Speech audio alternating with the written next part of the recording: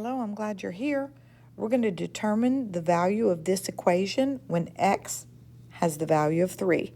So what we're going to do here is when we write it, instead of ever writing the letter x, we're going to put an open set of parentheses where the x normally would have been.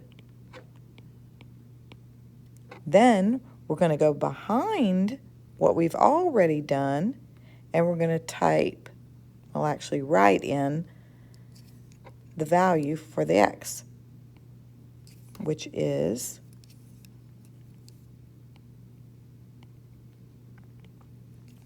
then we have to follow the order of operations, which is please excuse my dear Aunt Sally, and the parentheses and the exponents,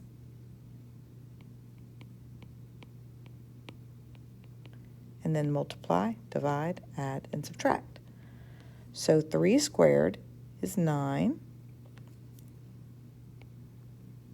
and we still have the minus 25, and 3 squared right here is 9, and 7 times 3 is a plus 21 minus 18. So on top, 9 take away 25 is going to give us a negative 16,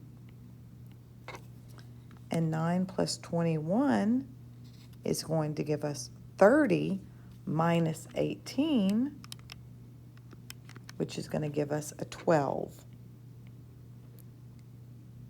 And that can be reduced because each of these things are divisible by 4.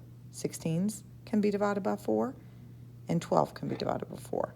A negative 16 divided by 4 is a negative 4, and a 12 divided by 4 is 3. And still working on this same problem, I want to help you with a trick where the calculator does all the work for you.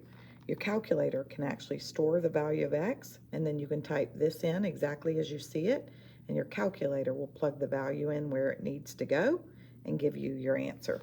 So I'm just going to show you how to do that. So the first thing we're going to do is we're going to say 3 store x, enter,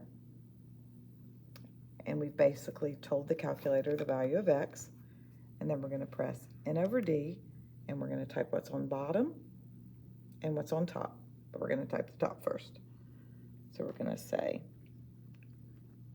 x squared minus 25 and go down, and then x squared plus 7x